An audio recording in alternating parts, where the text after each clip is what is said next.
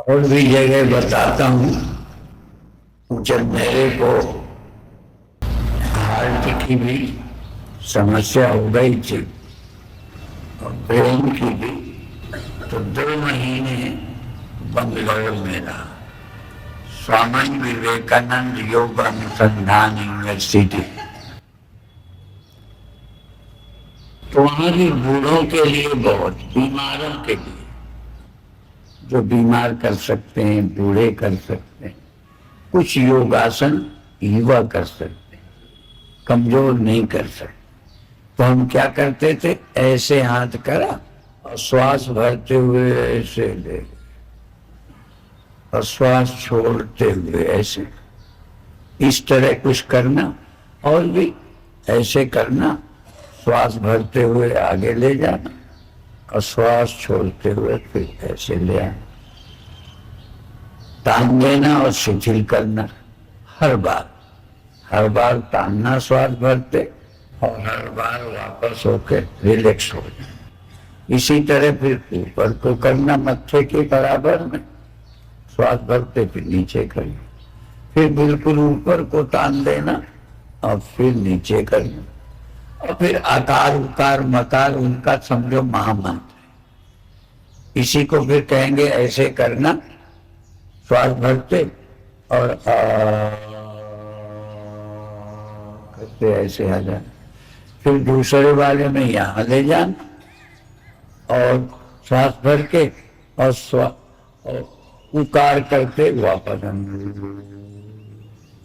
ऐसे। इसमें ऊपर करना श्वास भर के और मकार करते श्वास नीचे, हाथ नीचे लाना। इस तरह की प्रैक्टिस साधारण बिल्कुल बीमार कमजोर बूढ़े कर सकते। अब बुढ़ापे में है क्या, कभी हाथ नहीं उठने लगते। तो ये छोटी छोटी क्रियाएं हमें बुढ़ापे में भी सुखदायी। तो आप तो यहाँ सीखते रहेंगे, करते रहेंगे। मैं अपने विषय पे आ जाऊं। हमारा एक विषय, जैसे किसी का योग मुख्य है, अमेरिका जैसे देशों में भी योग है, पर वो हेल्थ के लिए। वहां योग के 8 अंग में योगासन ही मुख्य है, अन्य चीजें ऐसे ही। तो धारणा ध्यान समाधि कम प्रचलित है, स्वास्थ्य के लिए योगासन प्रचलित है, प्राणायाम भी है। तो हम अपने विषय पे आए, क्योंकि कार्यक्रम आज पूरा होगा तो हम भी अपना विषय पूरा करना चाहिए। मंत्र है कश्चित धीरा, कोई धीर। धैर्य जानते हो कहाँ के? एक रामायण की चौपाई, धीरज, धर्म, मित्र और नारी, आपातकाल पर रखिए चारी। हम क्या कहते हैं, धैर्य की परीक्षा है। जब क्रोध का समय हो तो जल्दी क्रोध ना आए। जल्दी बोल देते हैं क्रोध में, ना बोले। दोनों बहुत संभाल के छोड़ने चाहिए। दशरथ ने बाण छोड़ दिया था, तो जानते ही वो सब, तो लग गया। हम बाण छोड़ते समय सावधान रहे, मारना किसी को लग जाए। कितना मारना, कितना लग जाए। ऐसे भी बाण चलाने वाले थे कि भौंकने वाले कुत्ते को बाण मारा और मरा नहीं, उसका मुंह बंद होता गया। कितना सजा हाथ हो। तो बाण संभालना चलो वीरों का काम है, आप बाणी संभाल। ये भी बाण से कम नहीं है, ये भी घायल कर देती। इसलिए इसको संभाल कर बोलना, मधुर स्वर में बोलना। भगवान ने गीता में कहा अनुवेग करम वाक्यम। कई बार इस पर ध्यान नहीं जाता। ये भी साधना है। प्रवचन सुनना मात्र साधना नहीं है, साधना है समय पर इनका प्रयोग। तो क्या करना है, अनुवेग करम वाक्य, ऐसा बोलो जो उद्वेग दूसरे के अंदर उद्वेग न पैदा करे और स्वयं भी उद्विग्न होके न बोले और दूसरे की बात से हम उद्विग्न ना हो, उत्तेजित ना हो। कितना बड़ा काम। पानी में कंकड़ फेंके और पानी को कहे लहर नहीं बने, ये धैर्य है। अब पानी में चूंकि अकल तो है नहीं, इसलिए वो उठ जाती। हम चेतन जल हैं, चेतन सागर हैं, समझ है। यदि किसी ने कंकड़ फेंक भी दिया तो लहर न बन। हमारे बस पर है कि हम लहर न बनने दें, उत्तेजित ना हो जाए, दूसरे के द्वारा उत्तेजित ना हो और दूसरे को उत्तेजित करने वाली बात न कहें। एक बार पति पत्नी में लड़ाई हो जाती थी, तो अब यही है कैसा बोलना। तब पत्नी को भी गुस्सा तो आएगा, तो उन्होंने कहा असली बाप के हो तो अब मारो।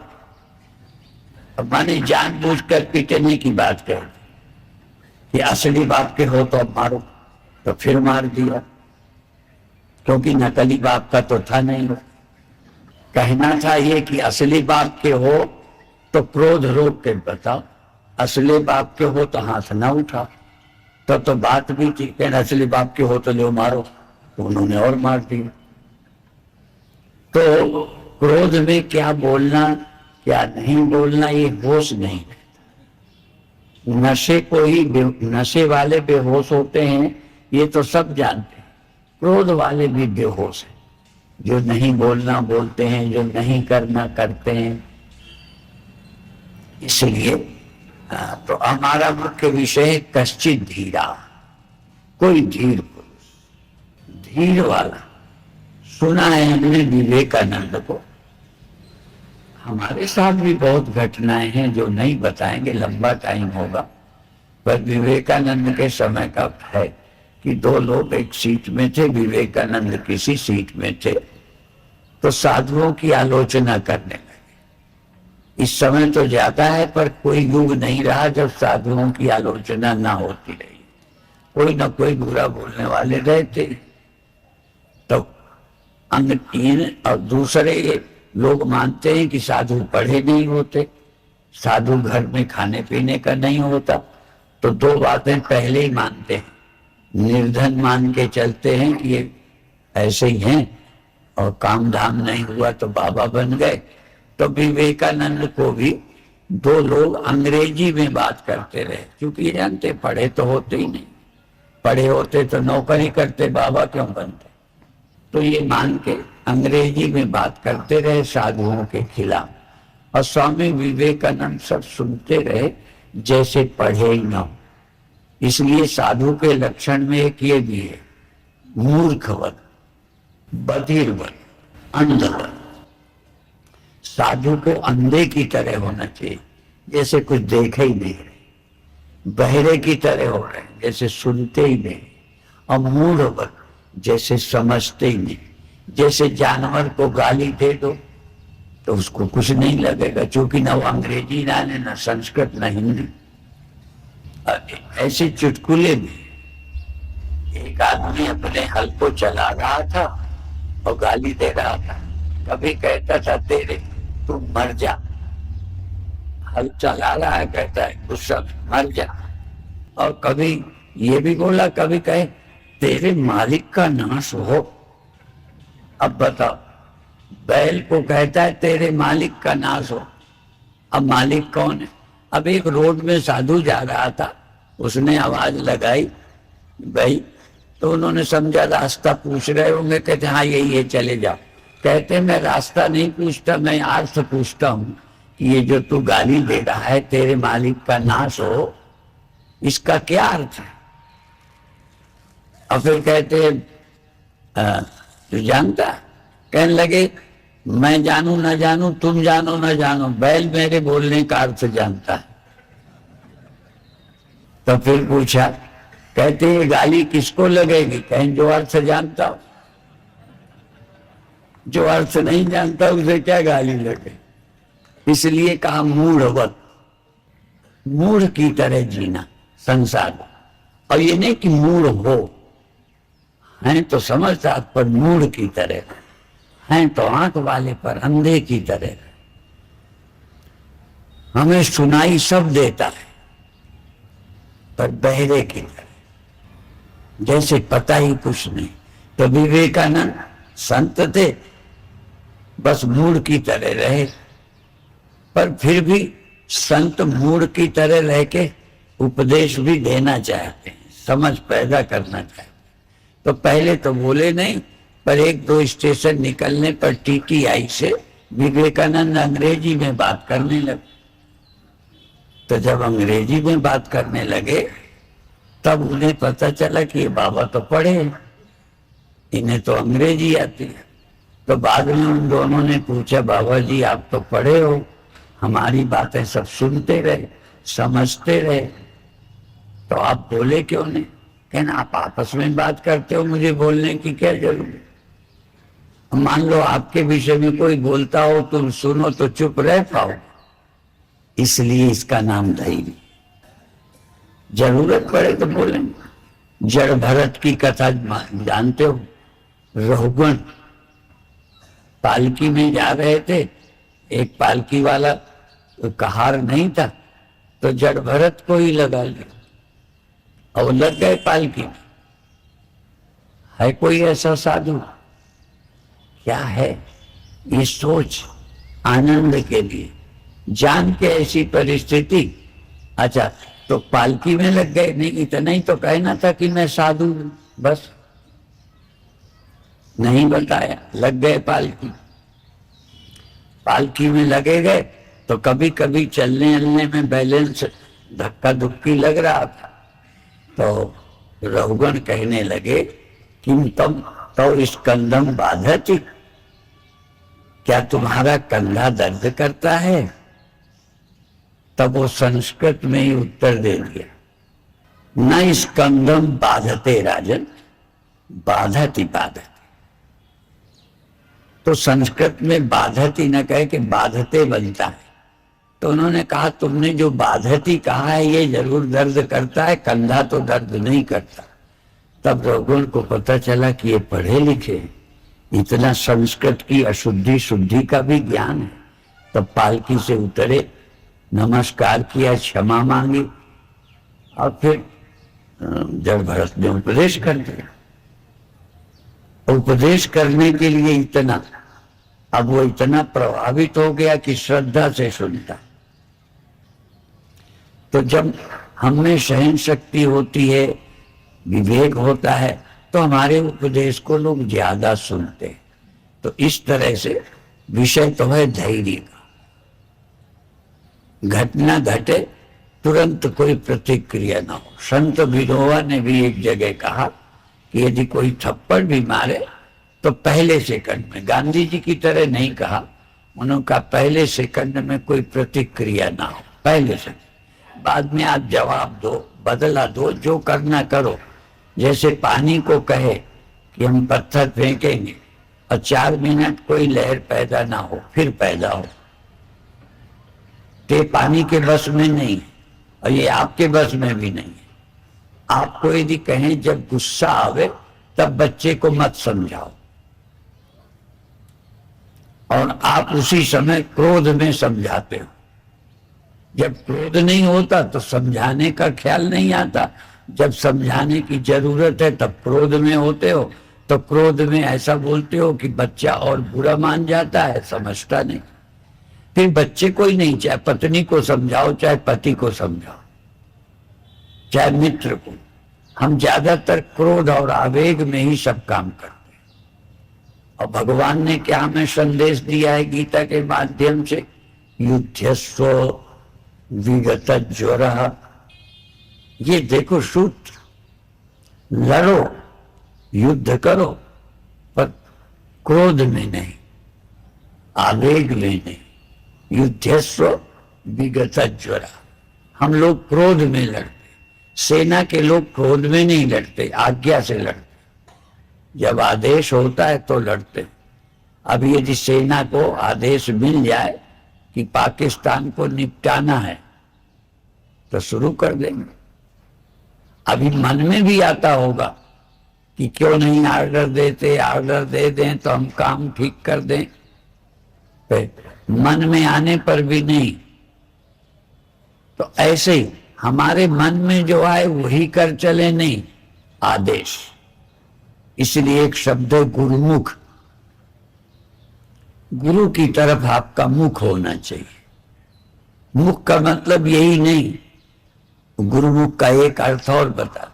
कई बार आप माताओं के साथ बच्चा आता है और हमने कोई चीज दिखाई, तो जो संस्कारी बच्चे हैं, छोटे ही सही, तो जब हम दिखाएंगे तो वो पसंद है, उसे लेना चाहता है, वह लेने के पहले अपनी माँ की तरफ मुड़ के देखता है। मातृमुख। अब वो देखता है, माँ कह दे ले ले, प्रसाद है ले ले, तो ले लेगा, और वो यूं कर दे तो नहीं लेगा। इसका नाम है गुरुमुख। आप गुरु के इशारे को समझो, शास्त्र जो कहता है उसे सुनो, उसके अनुसार चलो। शास्त्र योनित्वात्, शास्त्र हमारे, शास्त्र विधि मुत्सृज्य वर्तते कामकारता, न स शांतिम अवाप्नोति न सुखम न परांगति। जो शास्त्र की विधि का त्याग करके अपनी कामनाओं की पूर्ति करता है, उसे न तो सुख ही मिलता है, न शांति, न परम गति।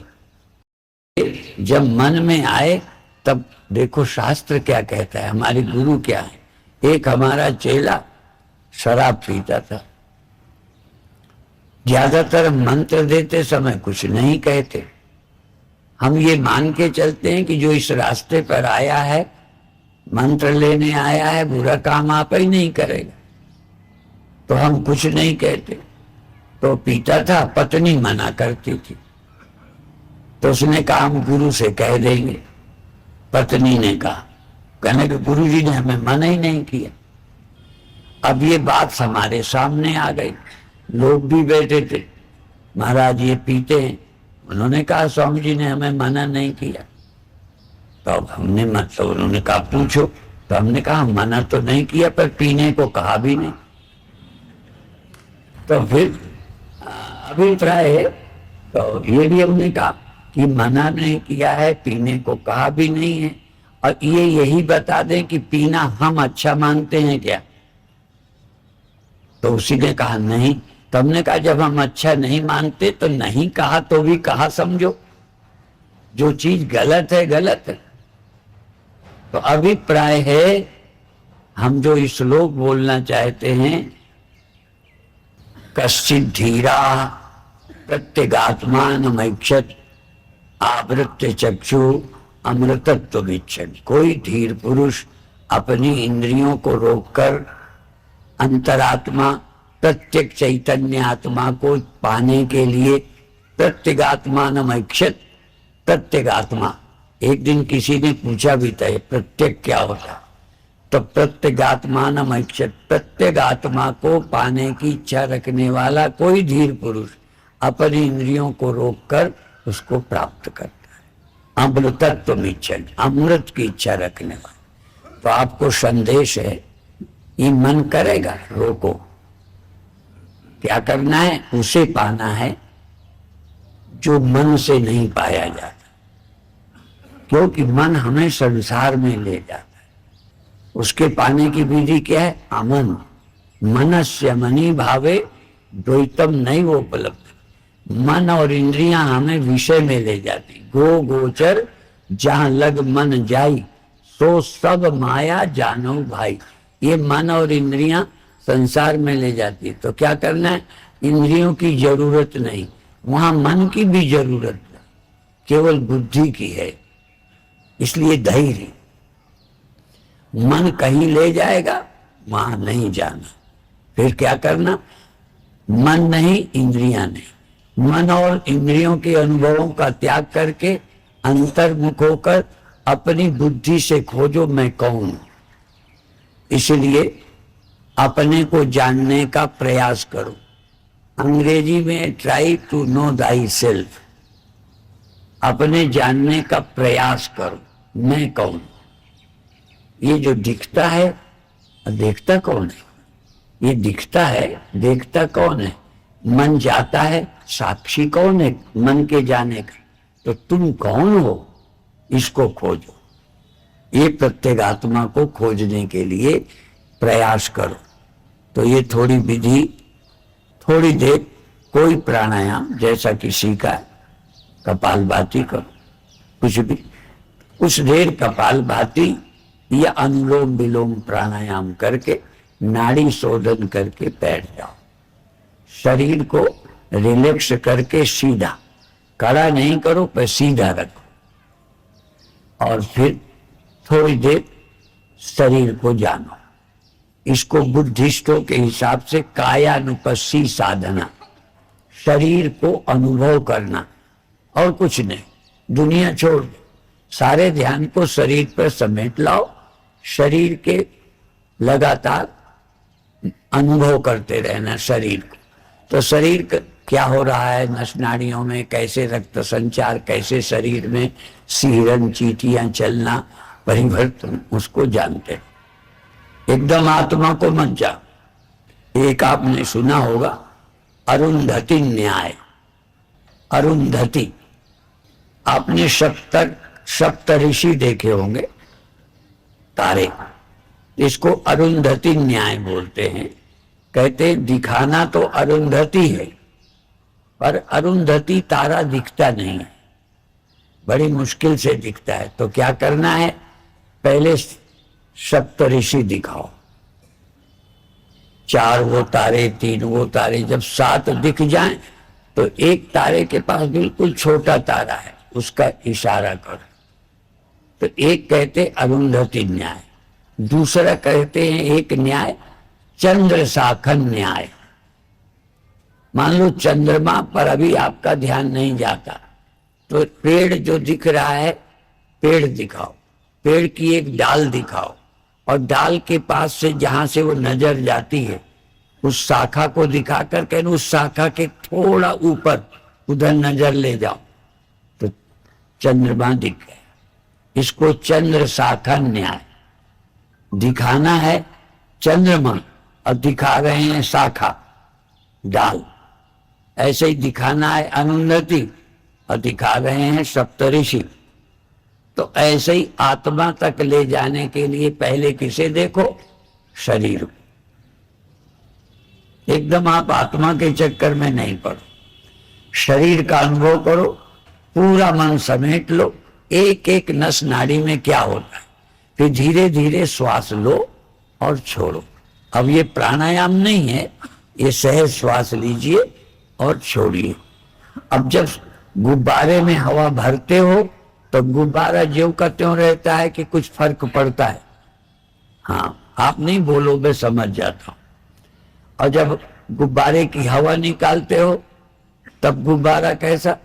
अच्छा, जब नया गुब्बारा लिया, जब ना हवा भरी ना निकाली, आप उसको देख लो, फिर भरो, फिर निकालो, फिर भरो, फिर निकालो, फिर गुब्बारे की रबड़ देखो, वो नरम हो गई होगी, फर्क पड़ गया। ऐसे ही शरीर में हवा भरो, फिर निकाल दो, फिर हवा भरो, फिर निकाल दो। पूरक, रेचक। मैं देहाती भाषा में बोलता हूं, पर शास्त्र की भाषा है पूरक और रेचक, ठीक है। और रोकने को बोलते हैं कुंभक, ठीक है। तो ऐसे ही पहले करते रहो, फिर ये शरीर रूपी रबड़, चमड़ी में फर्क पड़ेगा, नसों में फर्क पड़ेगा, नाड़ी शोधन होगा, शरीर के रक्त संचार में परिवर्तन होगा, उसे अनुभव करो। फिर धीरे धीरे देखोगे अब अच्छा लगता है। फिर मन क्या कर रहा है, मन में क्या आ रहा है, थोड़ी देर मन में भी जो आवे आ जाने दो, जावे जाने दो, चुनाव छोड़ दो, चॉइसलेस अवेयरनेस, चाह रहित सजगता, चेतनता। मन में कोई याद आ गई, आने दो, क्या करना, राग नहीं करना। जिसकी याद आ जाए उससे राग नहीं करना, और कोई याद आ जाए उससे द्वेष नहीं करना। बस सावधान इतना, मन को नहीं रोको, जहां जाए मन को जाने दो। पर जहां जाए उससे आसक्त होकर उसकी याद लगातार मत करो। मन गया लौट आया, बस। ऐसे ही बुरा कुछ आ गया, मन में द्वेष मत करो। किसी दुश्मन की जिससे लड़ाई हुई थी, जिसने हमारा नुकसान किया था, याद आ गई तो ध्यान में जलने मत लगो। याद आई गई, न राग करो न द्वेष करो। ये ध्यान का सूत्र है। आई हुई याद से राग न करो, आई हुई स्मृति से द्वेष न करो। सजग बने रहो। धीरे धीरे मन शांत हो जाए और तब चैतन्य रह जाएगा, शांत प्रसन्न। प्रसन्न चेतसो यासु बुद्धि पर्यवतिष्ठते। प्रसन्न चित्त व्यक्ति की बुद्धि आत्मा में स्थित हो जाती है। आप स्वरूप चैतन्य रहोगे, सब चीज हट जाएगी। इसके लिए एक उदाहरण हम दिया करते हैं, और अब तो समय बदल गया। पहले हम तब का उदाहरण है जब दिया जला के खाया करते थे रात को। तो हमारी माँ कहती थी, वो हमें अभी भी याद है, कहते या तो जल्दी खा लो अंधेरा होने के पहले, या फिर थोड़ी देर में खाना, घंटे बाद। क्यों? दिया जलाएंगे तो बरसात में ढेर पतंगे आ जाएंगे। आते होंगे, वो तो आज भी आते हैं। अब वो पतंगे आएंगे, फिर क्या होगा? उस समय खाओगे तो दाल में गिर जाएंगे, भोजन में, खीर में, गड़बड़ है। इसलिए या तो पहले खा लो, क्योंकि जब सब जगह उजेला है तो पतंगा कहां जाए? पतंगे तो दिन में हैं, पर इतना उजेला है कि तुम्हारे यहां नहीं आएंगे। पर जब अंधेरा हो गया, कहीं उजेला नहीं है, जहां दिया जलाया सब वहीं दौड़ते। तो देखो, ध्यान है अंधेरे में दिया जलाना। जागृत में भी सारे लेकिन जागृत में आप काम में व्यस्त हो, आपको मालूम ही नहीं है कि हमारा मन चंचल है। संसार की यादें आई गई, अपने काम में लगे हो। इसलिए काम करने वाले आदमी को मन परेशान नहीं करता। जब ध्यान में बैठोगे तब मन परेशान करता है। ध्यान का मतलब जब सब जगह से हट गए, ध्यान में आए, वही रात को दिया जलाया, पतंगे इकट्ठे। ये स्मृतियां क्या हैं? पतंगे। तो आप क्या करो? ध्यान का दिया मत बुझाओ, दिया जलने दो। यदि आप बुझा दो कि आधा घंटे बाद फिर जलाएंगे, तो फिर पतंगे आएंगे। तुम सोचो, दिया बुझाने से पतंगों से छुटकारा नहीं होगा। दिया जलने दो, पतंगे आने दो, घबराओ मत। थोड़ी देर में सब जल के खत्म हो जाएंगे, मुक्त हो जाओ। तो ध्यान का दीप जलाते रहो, स्मृतियां आने दो, ख्याल आने दो, परेशान ना हो, ध्यान में जागे रहो। कुछ देर के बाद सभी स्मृतियां जलकर खाक हो जाएंगी और तुम मुक्त हो जाओ। लेकिन यदि तुमको ध्यान छोड़ दे, मन चंचल होता है। सबका मन ध्यान में ही परेशान करता है। दिन भर तो काम में लगे हो, पिक्चर देख रहे हो, बातें कर रहे हो, टीवी देख रहे हो, हंस खेल रहे हो, कभी मन परेशान करता है। एकांत तो बैठो तभी परेशान करेंगे। रात को दिया जलाया कि पतंगे आए, और तुम सोचते हो ध्यान ना करेंगे, मन बहुत परेशान। तुम ध्यान ना छोड़ो, परेशान करने दो, थोड़ी देर के बाद ठीक हो जाए। ये धैर्य है। इसलिए कश्चित धीरा प्रत्यगात्मानमैक्षत आवृत्य चक्षु अमृतत्व इच्छन। अमृत की इच्छा रखने वालों को धैर्य की जरूरत है, घबराने की नहीं। न लगने दो मन, बैठो बैठो, देर तक बैठो। इसलिए ये भी बताया था, निरंतर दीर्घ काल तक सत्कारात सेवितो दृढ़भूमि। रोज करो, देर तक करो, धैर्य से करते रहो, तो आपका हृदय मजबूत बन जाएगा, ध्यान के लायक बन जाओगे। आज इतना ही कहकर अभी पूरा करते हैं। शाम की कथा में आज रिकॉर्ड बनाना। हाँ, कथा का समापन देखो। पिक्चर तब बंद होता है जब भीड़ होनी बंद हो जाती है। पिक्चर का नियम यह है, शुरू होता है उस दिन बहुत भीड़ होती है, और जब भीड़ हाल भरना बंद हो जाता है तब पिक्चर बंद कर देते, क्योंकि जब देखने वाले घट गए। और सम्मेलन उल्टा होता है, कम से शुरू होता है जब भीड़ खूब होती है तब सम्मेलन बंद होता है। ठीक है, तो आज सम्मेलन बंद होने का दिन है, तो आज भीड़ के साथ कार्यक्रम पूरा होगा। ओम शांति शांति।